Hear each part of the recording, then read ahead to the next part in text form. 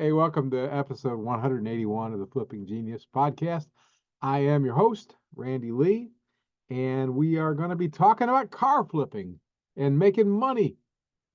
And if you're interested in learning how to flip cars for a considerable profit, you're in the right place.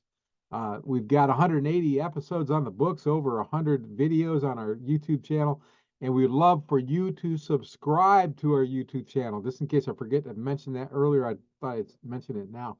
Now, I have had a few folks reach out and ask, what I'm up to and why I haven't posted the podcast as frequently as I had at one time. So I thought I'd just address that and bring you up to speed on everything Flipping Genius. Um, so first, yes, for quite a while, Flipping Genius was out like clockwork at 6 a.m. Central Time every Wednesday. I prided myself on that, but I don't want to talk just to talk. I don't want to record a podcast just because it's on the schedule. So here in our fifth season, um, of the number one rated podcast on car flipping on the planet, I've set an individual goal, an annual goal, to produce 26 episodes of the podcast this year, this calendar year, and we're on target for that. Here we're on today is as I record this is February 1st, 2024. Can you believe that 2024? It seems amazing that's a year. That's going into the depth of my age, though. But here we are in the first day of February, and we're recording the third episode of the year, so we're on schedule to produce the 26 that I want to produce. But like I said, I don't want the podcast. I wanted to have merit. I don't want to just do it because it's on the schedule. So I'm doing my best to bring new information, or at least updated information each time we record. And today's episode will be a little of both. Today we'll be talking about acquisitions and keeping your costs in line. And without a doubt, we have talked about this in the past, but today we will address what I'm seeing in the current market, in our market as of February 1st, 2024, and that is essential. Now, while I'm certain that what I mention today will hold up probably for years to come, I also know that some of what we talk about will not apply to what happens in the future. Now, how do I know that? Because I've been on this planet for long enough to know that things change, and you need to change with those things if you're going to survive in any business really, not just the flipping business. Speaking of changes, and I, I in case you think I'm just getting lazy, I have made some other changes to what we're doing here at Middleman Enterprises.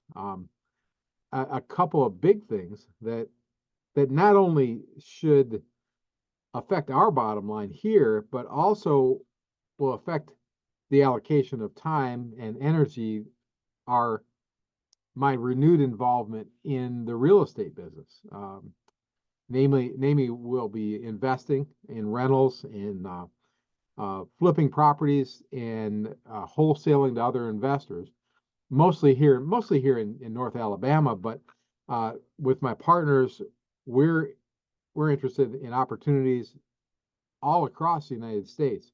And if you want to interact with us and see what we're doing, go to randybuysproperties.com. That's randybuysproperties.com, and check out what we're doing there, just to get an idea there. If you've got any questions about any of that stuff, reach out to me anytime. You can always reach me at flippingquestions@gmail.com. That's our email address.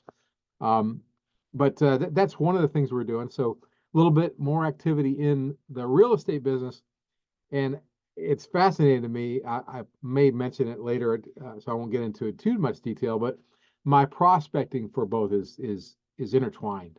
And I this week alone found a few real estate properties that also have led me to a few potential vehicles that we ultimately may buy everything there. The ones get 3 vehicles and two pieces of real estate all in one fell swoop. I love saying the one fell swoop. That heard a comedian say that lately, and it is a little joke between my wife and I. But that was a one fell swoop thing. One call does it all. uh, yeah, two pieces of real estate, three vehicles, and very well may wrap that whole deal up this week. That's kind of exciting. So, but we're going to talk about that. We're going to talk about a little bit about how we buy and where we buy and how to be efficient. Then another thing that is directly related to today's episode and to what I was just talking, and that is the fact that I'm writing a book about this very subject, acquisition and keeping your costs low and your profits up. And I expect to announce the book's release before long. Naturally, the first people who will hear about it will be the members of our car flipping forum. And if you are not a member yet, it is free to join. FREE, free to join. Just go to Flipping Genius, FLIPPINGENIUS.com. Only one G in there, flippinggenius.com, and just click on the link there, and you can join the car flipping forum. We'll ask a couple questions before you get in because I want to make sure that nobody's there to scam anybody. Or you can look right in the show notes below where you're listening or viewing this episode of Flipping Genius, and there'll be a link there, as there usually is, to the car flipping forum. And so the book will be it's going to be available in print and also in an ebook format, and eventually in audio too. And feel free to send me your contact information if you'd like to be in the advanced copy list. Just email me at flippingquestions@gmail.com, and we'll make sure that you're informed, maybe even before the folks on that group, since you've already expressed an interest on it. So without further ado, well, let's talk about the 10 things that you can do to make sure you are setting yourself up for success in the car flipping business by buying everything right. Everything. And I mean everything. We'll get to it right after this quick break.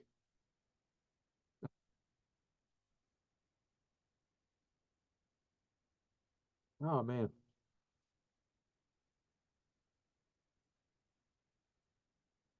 All right. I thought you'd enjoy a little bit of musical interlude there.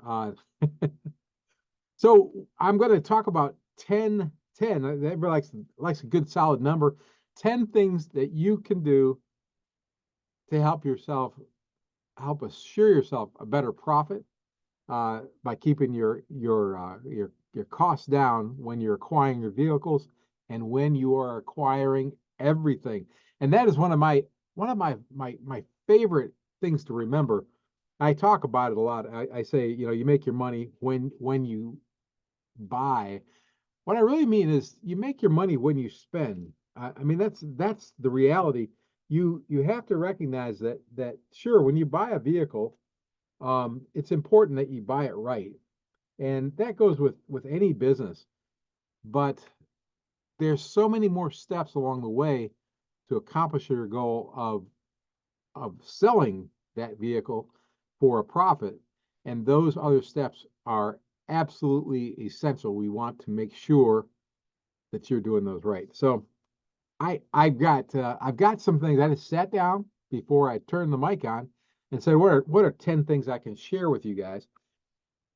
And I wrote in my notes here, I said not in any particular order, but I'll tell you what, I'm going to go by the order that's there in front of me because that's how they came out of my head. And that may be because partly because I was going over all my financials this morning, and a couple of these things popped up because they're due this month for me.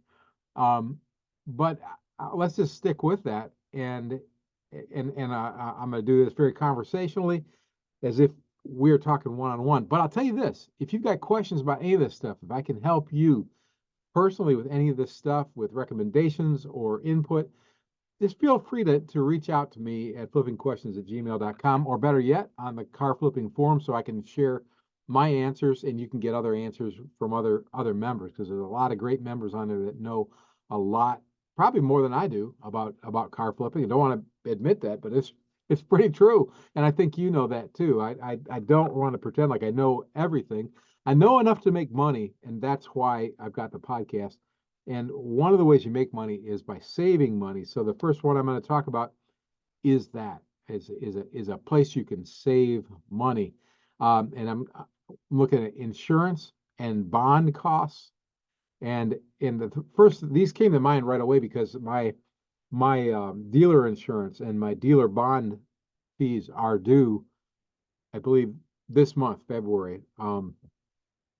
But that's for me. I mean, everybody's going to have a different time. I am a licensed dealer here in the state of Alabama. We have to carry a certain amount of liability insurance. We have to carry a bond. These are required, and it could be different if you're a different type of dealer than I am. And it's definitely different from state to state to state. But the one thing that's not different is you've got to have insurance. Now, if you are just a pure flipper and you're not a licensed dealer yet, or maybe you never want to be one, you still have to look at your insurance. Now, you don't want to cut corners here. You've got, now in our case, we have a minimum acceptable amount, so I've got to have that. But you also want to make sure that you're adequately protected. So it's important to save money. It is, but it's also important to work with people that you really trust. I here in North Alabama, I work with Burkett and Associates. Bob Burkett has been my guy for over 10 years now, and I highly recommend him. Terry that works with him is just rock solid. They look out for me like I'm part of the family, and that's the feeling you should have with your insurance folks. But it's also essential that you're getting a good deal. I mean, every dollar that I pay insurance is one that comes off the bottom line. It does not make me a profit, but it could bury me if I'm not adequately protected. So make sure you're working with people that you trust, people that you feel confident in, and then frankly, compare those rates. Now, Bob does that for me. Terry does that for me. They get me alternate rates from other sources, and they make sure that I'm getting the best possible rate that they can. They're independent agents, and I generally, that's who you're going to want to work with. Usually your big name carriers probably don't carry the liability insurance that we need for business. But check it out. Spend a little bit of time on it. Don't just buy the first thing. So that's one thing. I mean, I know that's not real sexy, but it was the first thing that came to mind. So it's the first thing I'm telling you about. The other thing that came to mind is something I'm looking into quite a bit right now with our real estate business, and that is advertising. And advertising is a lot of different things. If you're not doing advertising right now, it may be because you have not grown to that level yet. But I still don't do some of the advertising that some of my competitors do. I don't spend a lot of money advertising on social media, but a lot of people do. I manage pretty much all of my own promotion on social media, and don't spend very much money on it at all. If you are going to spend money on advertising, make sure it is working for you. If you find someone who can manage your social media marketing and you feel really confident in them, awesome. Make sure they are making you money. Advertising can be misleading. It can be deceptive, not only to the people you're advertising to, but to the people who are buying the advertising. And I know this firsthand because I've been in marketing and advertising for close to probably about a third of my life. And both personally, where I owned the company, also worked for large marketing companies and sold millions of dollars of insurance, not insurance, of advertising, insurance too, but that's a different story, of advertising to other companies. And I know that it doesn't always work. So be very careful with your advertising dollar. Make sure that it is bringing money back to you. because if you are spending money on advertising, it is coming off your bottom line. Hopefully it's adding to that line on top. And so be careful, work with people you trust, ask for recommendations. Same thing with insurance. If you don't know who you want to work with in insurance, talk to somebody that you trust, somebody that you admire, and find out who they built their business with, and then do the same, or at least take the recommendation, call them and check them out. Now I want to jump from that to actually spending money on vehicles. And we're going to talk about that a couple ways. But the first thing I want to talk about is negotiating with private sellers. Now, I love buying from private sellers, and we are going to talk a little bit more about how you get yourself in a situation to buy from private sellers. But the key here is that you got to get a good deal. Private sellers, a lot of times they're going to think their vehicle's worth more than it is. And other times they'll think that they can sell their vehicle with very little effort. Sometimes they're right. Sometimes they can get more money for their vehicle than they normally could because it's in demand. And sometimes because that vehicle is in demand and it's in nice shape, they can get money out of it quickly. But if you're like me, you are buying vehicles that have some distress about them, something that you're going to have to rebuild, refurbish in order to resell. And in order to get top dollar, or even who are close to top dollar, that private seller is going to have to do some work on that vehicle.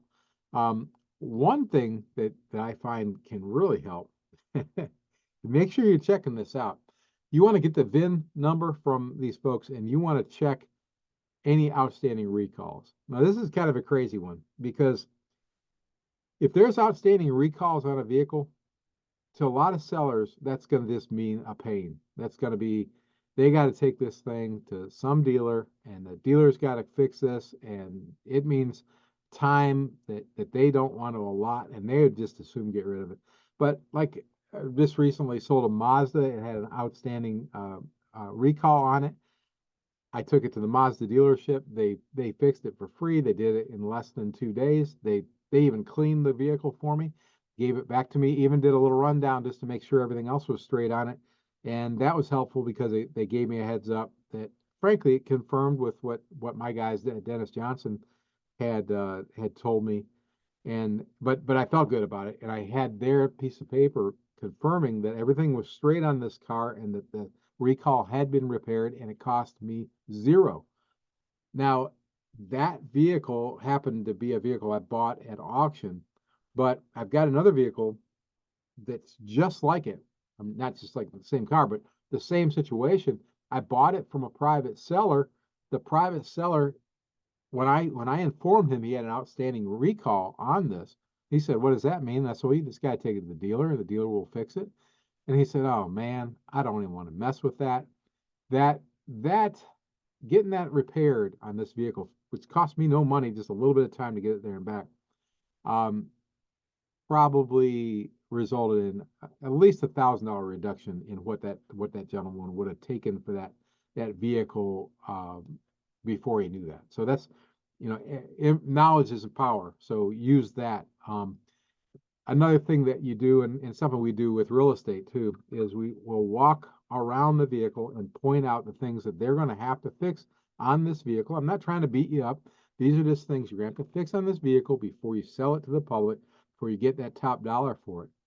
And these type of things, if they're not already aware of them, when you point these things out, this is going to help you get that price down to a manageable amount. And I just tell them, I buy vehicles to recondition and resell. I've got to make money on them. That's how I make a living. I don't want to steal the vehicle from you, but I've got to buy it at a good price. And so I'm gonna offer you a lower price than you might have expected, but here's why. So I just try to have a reasonable conversation with them, and it doesn't always work, just to be honest. I walk away from some deals, but the ones I love because I usually get a really good feel for what the vehicle is, something I don't get from auctions. I can a lot of times get a better price than I can get at an auction because I don't have auction fees. And I get things like key fobs and owner's manuals and service records and a handshake with the guy who bought the vehicle. And sometimes even that little window sticker that came in the vehicle when they first bought it. I love those things. It helps me sell the vehicle to my end buyer for a better price. So if I can buy them cheaper and sell them for more, that's my favorite thing. So I love buying from private sellers. So that's kind of my 2 cents on negotiating. If you've got questions specifically about negotiating with private sellers, feel free to write me, ask me questions. Leave comments if you've got things that you'd like to share with other people. Leave comments below or leave comments on the car flipping forum. The next one we've talked about a lot, buying at auction. And it's interesting because I'm bringing it up again. And one of the reasons I wanted to bring it up again is because buying at auction continues, at least in my neck of the woods, to change. It continues to be more and more difficult. Last week, I was bidding against buyers from several vehicles that I was bidding online. That my competition wasn't. There was a little competition from my neck of the woods here because I could see where they're at.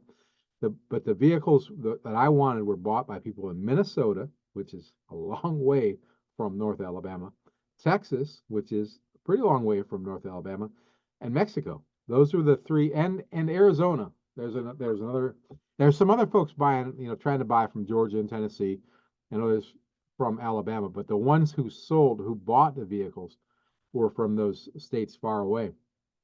Kind of wild because they're paying not only the same fees that I have to pay, but they have to pay transportation costs to get these vehicles all the way to Minnesota, to Texas, to Mexico, to Arizona.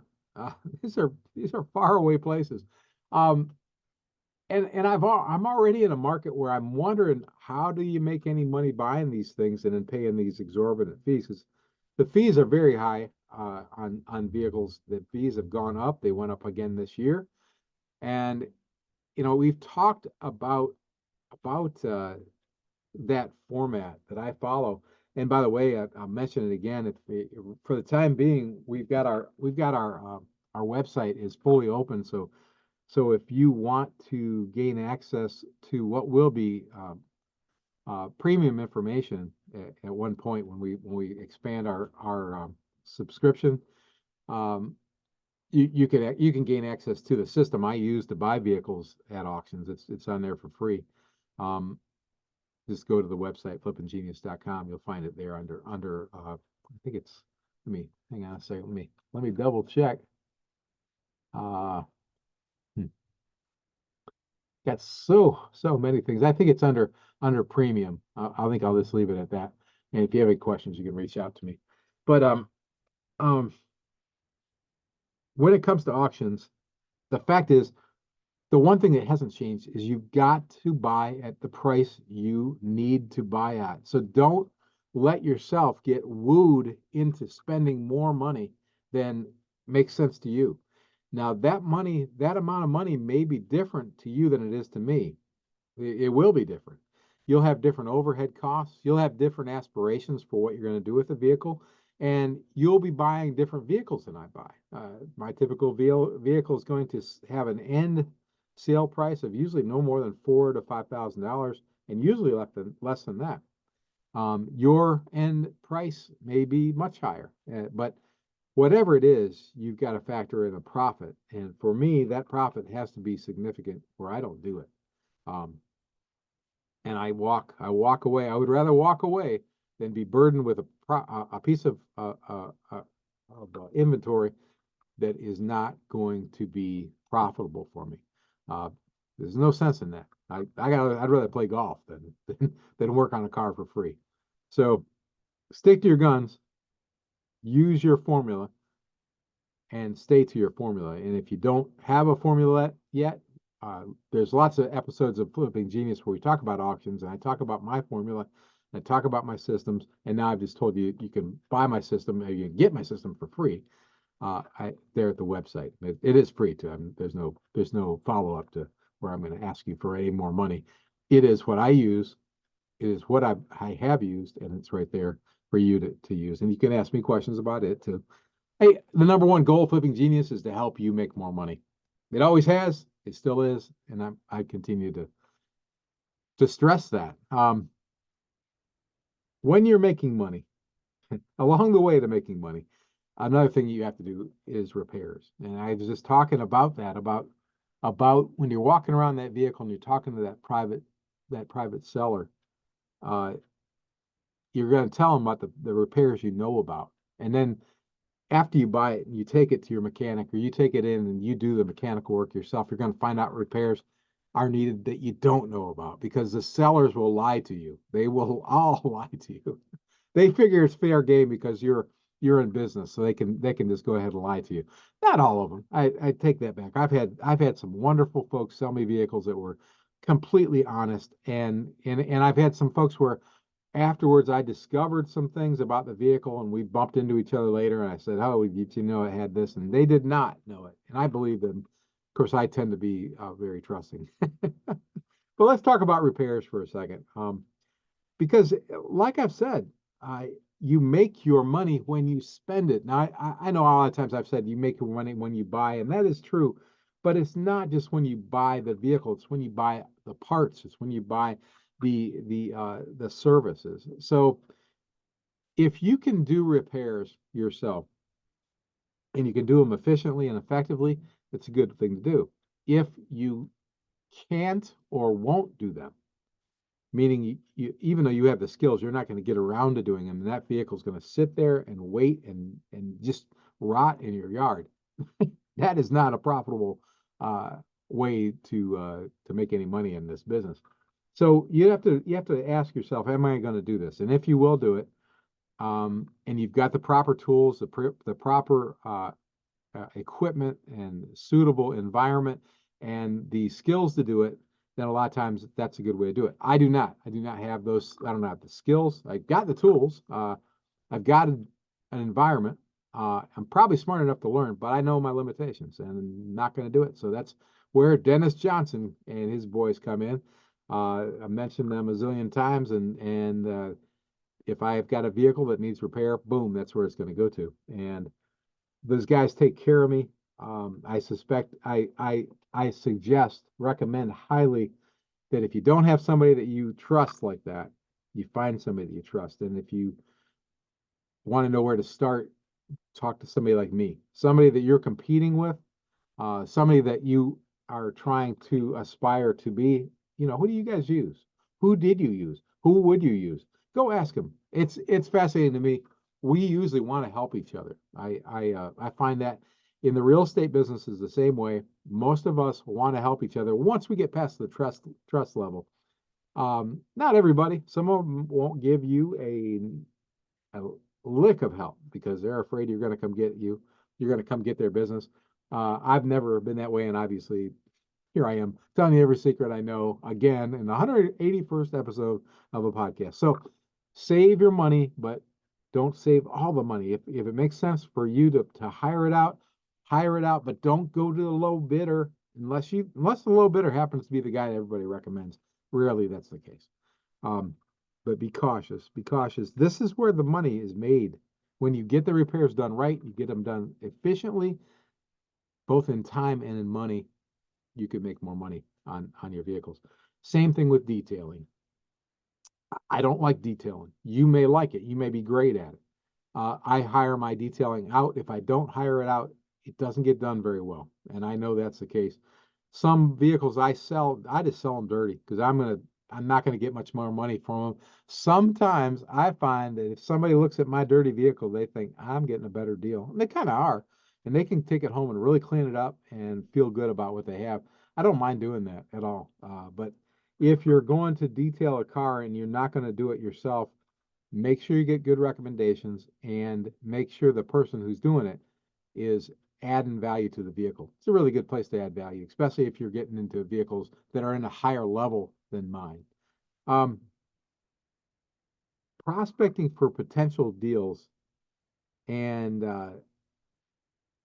really eliminating competition. This is one of my one of my favorite things. You know, when we walk into an auction, or we go online and look at the auction, or if we pull up Facebook Marketplace or any place else where vehicles are advertised, the one thing we can guarantee ourselves is competition. There's going to be competition. If you stop and see a sign in a window on a vehicle on the road, you know somebody else is stopping there too. And where there's competition, the price can go up. That increases demand and the price can go up. So if you can figure out how to get there before the competition gets there, oh, that's my number one favorite thing to do. And it's probably the thing that has built my businesses in the past and continues to build them now. And that's what I was just talking about, that I'm literally finding prospective property, real estate, and vehicles all at one time. And that's because I'm doing what I've always done. I get out and wear my shoe leather out. I wear the tires out of my car. One of the gurus I'm working with in the real estate business right now, he calls it driving for dollars. That's kind of, I'm sure he didn't invent that. I've heard that before. I might have even thought the words before. And I do that, but I also walk and walk. I walk about 6 miles a day and try to shift it around, go different places, and I keep my head on a swivel looking for what I can buy. And my main purpose, my main focus is on real estate and vehicles. And now I'm not telling you to do real estate, but that's what I happen to be doing right now. Like I said at the beginning of the show, getting back into that. And when it comes to a vehicle, you know, we've talked about it before. I'm sure there's past episodes where we talked about it. I look for high grass around the vehicle, high grass in the yard of the place, vehicles behind a property. That's something I've seen recently, just yesterday. I look for flat tires. I look for expired tags. I look for other signs that this vehicle is not being driven anymore. It doesn't mean necessarily it can't be driven anymore. What if somebody's in a nursing home?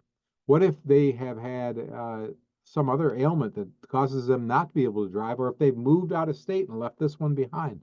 These things all happen. And the beautiful thing about when these things happen, and I don't wish nursing homes on anybody, but the beautiful thing for us, when we get to a situation where there's a vehicle that we can buy, we don't have competition.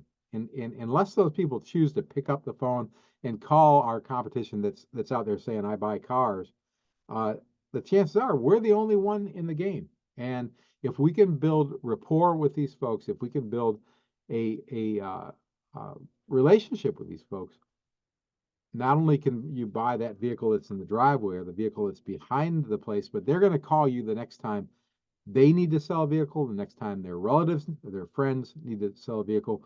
And this eliminates competition and gives you a chance to buy at your price. Probably the number one most successful thing that I've done in the car flipping business is when I buy these kind of cars, when I buy these vehicles that have no competition, I buy them right, and I'm buying them from the owner. I'm able to get the input. Sometimes the vehicles are distressed. Sometimes they have a lot of work that is needed, but I find that since the people weren't in the market, they weren't sitting there stewing up a way to mislead me. I walked into their life and they said, yeah, this is a problem we have. I'd love to see that thing gone. Let's see if I can help Randy help me. Randy buys cars. You know, I got that one too. I got Randy Buys Properties also at randybuyscars.com.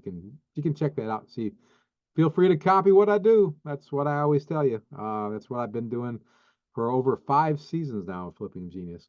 So eliminate the competition, you know, through diligent prospecting for these vehicles.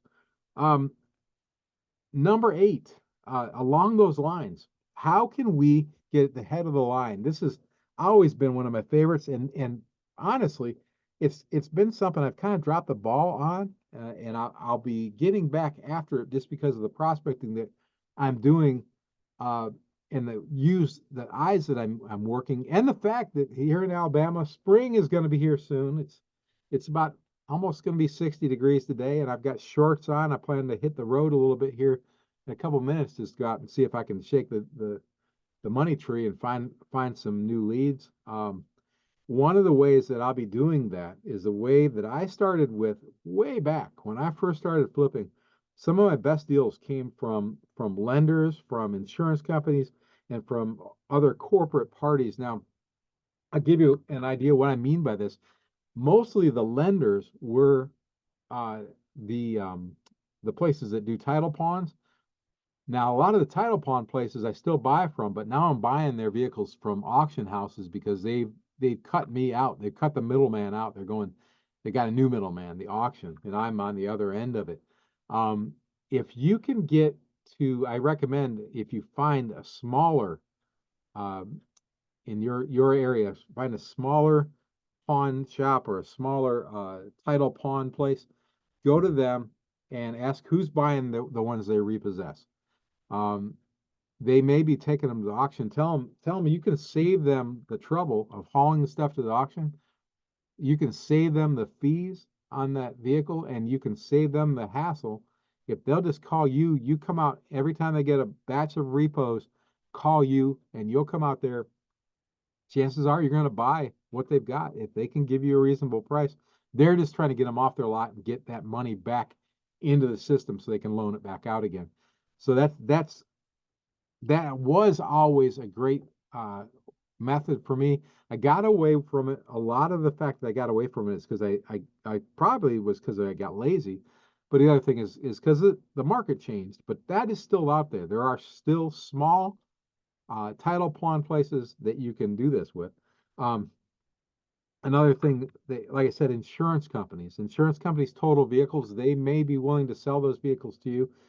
I don't have that much experience with that because I don't do collision work, not usually. So, but that if you do collision work, it can be dynamite. And if you can get in between them and the auction, you may be able to buy this stuff. Uh, and if you know more about this, let me just leave that out there. This is something I've not really done. So if you know more about this and would like to share it with me, either on the podcast, you could talk about it on the podcast, or if you want to just leave messages and notes on the car flipping forum, that would be awesome. Or just feel free to write them down in the comments below. We'd love to hear more about that. But I know that's another way to do it. And when I say corporate parties, um, I'm not necessarily talking about a party. I I am talking about fleet sales. And if you know of companies that have fleets of equipment, another one would be municipalities. Some of these are sold at municipal auctions. You can also call on places that have 30 or 40 vehicles that they operate. They're going to sell those periodically. Stop in there, tell them what you do. Say, do you got anything to sell? This can be a great call. They may say, well, as a matter of fact, we just bought 5 new vans to replace our old 5 vans. We want to get rid of these 5 vans. What would you give me for the 5 vans? It could be as simple as that. More likely, they're going to say, no, we don't have anything for sale. Appreciate you stopping in. And they usually do. They usually do like the fact that you got the gumption to stop in. They're small business people usually, and they like that. They will try to think of a way to help you. I swear they will. And what that help will look like is they may say, "Hey, but I've got a Honda," or Joey's got a Toyota, or Jimmy, what's that car you got at your house that you're not driving? They will find a way to help you. They will. I know I must sound like pie in the sky, but this works. It works if you'll work. So I'm telling you ways to acquire vehicles because when you acquire them properly at the right price, you can make more money. And this is another way you're cutting the competition out. So uh, private private party sales and getting in line at the head of the line from lenders, insurance companies, and corporate parties, small business. Um, I'm going. I've got 10 of these. I got 2 more to go, and like I said, I'm going down the list as I had them written. I'm gonna take 1 second to get a slurp of Kickapoo Joy Juice. I'll be right back. Don't go away, and we're gonna talk about number 9 and 10.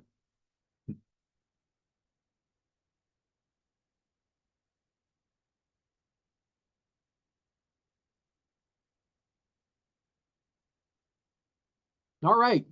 Number nine. Number nine is one I've talked about before too.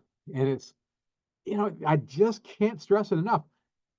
You make your money when you spend your money. And when you spend your money is not just when you buy that vehicle, but when you buy the parts for that vehicle. Just had a conversation this week with somebody who had bought some bad parts for a vehicle, and he had bought rebuilt parts, and it turned out that the rebuilt parts weren't as good as the new parts would have been, and it cost him money. Now, the way I learn this, there's two ways I learn it. My number one way is I talk to Gary, who is the shop manager at Dennis Johnson. I ask him, what part should I buy for these vehicles? Gary lets me buy the parts when it makes sense, and I usually go to Rock Auto. If I don't go to Rock Auto, you go to carparts.com, car/part.com, carpart.com. Uh, and that links all the junkyards. I've talked about it a bunch of times on here. That's usually where I go. If Gary says no, we don't want to use whatever that is, so don't go to the junkyards. Or if he says no, we need the name brand, or he says no, you're not going to save really any money by buying it from Rock Auto, because I can get it right here locally and they'll have it to me tomorrow and we can get your vehicle out quicker. I rely on those guys. And then if it wasn't for those guys, like when I'm buying wiper blades or when I'm buying tires, because I'll go to other sources for that. Rock Auto for wiper blades usually. I'm going to read the reviews. I love to read reviews and find out what other people say. Now, be careful when you read the reviews. Don't just trust the one that says this thing's great and they think it's great because it came real fast and the package looks pretty. Make sure they've opened the package and put it on the vehicle and it fit. So read the reviews. I usually read the bad reviews first, and then I make sure that it's just not some disgruntled person that gives a bad review every time. But the reviews can help me a lot. But the thing that helps me the most is definitely talking to Gary and the people I trust at Dennis Johnson. You can save quite a bit of money buying parts the right way. Same thing with batteries. Now I've run into some trouble with batteries. Be careful. Don't buy too cheap of a battery. I've run into trouble with wipers. Don't buy too cheap of a wiper, because you want this stuff to work for the next guy that buys it. So, you don't want to just get it out of the driveway. Um, and tires.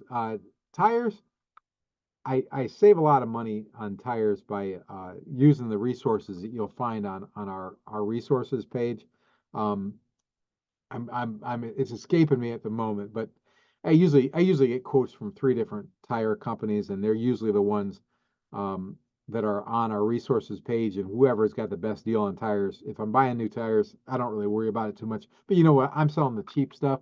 If you're selling a higher grade vehicle, you might want to go with a higher grade tire. Um, Sometimes Gary gets me a good deal on tires right there, just delivered right to Dennis, and I'll go with their shop brand. So shop it around, spend a little bit of time, get a good deal, but make sure you're buying stuff that is going to be passable and usable for your end user, because that reflects on you. But you can save money on that, and that takes some time. It does. It takes a little bit of time, not a tremendous amount, because you can do it right here on your computer. Um, but time is money, and it brings me to number 10, uh, and that is managing your time. Because yes, you can save money by doing some things on your own, but I'll give you an example of something that wouldn't be efficient if I were to try to do a timing belt on a vehicle. That if you ever saw me try to work on a vehicle, that would take me months to do. It would completely destroy my schedule, and not to mention my attitude and probably the vehicle. So it makes no sense at all. But if I need windshield wipers, I can do that. Not only can I do it, I also paint the frames black, pop the windshield wipers in there, and I can knock that thing out, and I can do all of that in less than 10 minutes. And it is a dramatic improvement. I don't delegate that. I don't delegate my batteries, because I go to my battery shop when I'm having breakfast with my son. I pick up, it's about a quarter mile from the breakfast spot. So I pick up my batteries, I carry them back, I drop them in myself, and it saves me the time of and the cost of having them installed. And thank God, I work with guys like at dentists that allow me to do these little things. So they know I'm trying to make money, and they let me do a few money saving things to help add to that bottom line. But 90% at least of the stuff that gets done on my vehicles, I delegate out to folks who this is their profession. If it's replacing a windshield, it's fixing chips in a windshield, if it's replacing tires, if it's anything, just about anything, even detailing. I try to refer that out because I don't like to do it. It's, I'm lazy, but it's not entirely that I'm lazy. I'm also not good at it, but I think that may be, something I've convinced myself of.